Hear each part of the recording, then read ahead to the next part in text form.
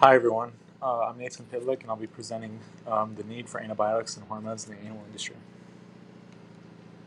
So for a basic overview of the case for the use of hormones and antibiotics is these 4 points. They prevent disease and they also increase food safety.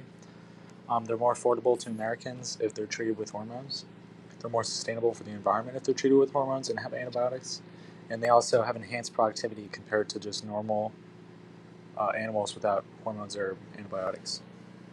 So, on the first point of disease prevention, antibiotics are a very critical part of keeping livestock safe from sickness.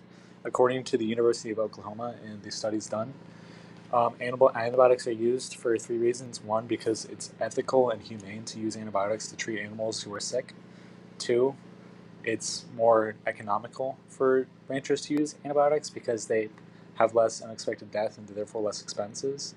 And number three, if antibiotics are used, they present less of a risk to humans, and this disease can't transfer to other livestock as well. Moving on, food safety. The use of antibiotics can contribute to food safety by preventing the likelihood of bacterial contaminations in meat products. This can happen when the meat is packaged. If animals haven't been treated with antibiotics for sicknesses, these sicknesses can spread into your local supermarket and say infect you via steak or any other animal product. So in this way, antibiotics help protect both ranchers and consumers from health risks or risks of being sued, which also is an economic issue for ranchers. So on the affordability standpoint, the use of hormones can help increase the yield per animal for ranchers and raise their profits as a result.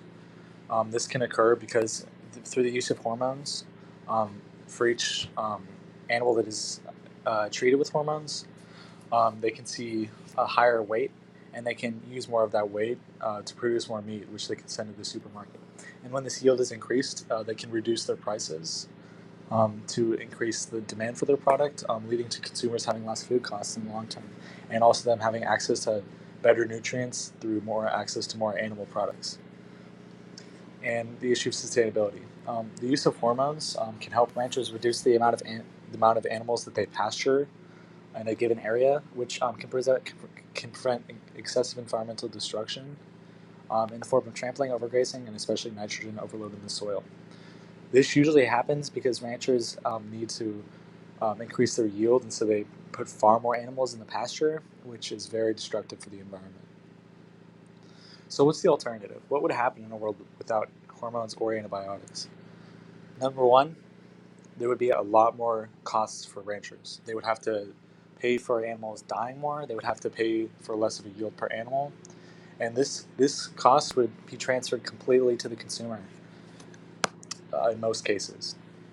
And because it's transferred to the consumer, they would have more food costs. They would have more of a risk to be infected by diseases, and they would have less access to these meats over on animal products.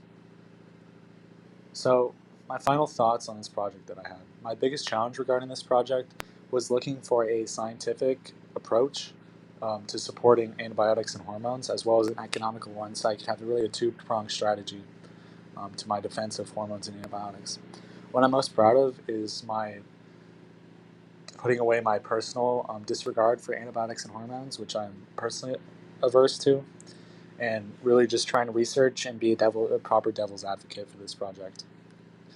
Thank you for listening. This is the end. Bye.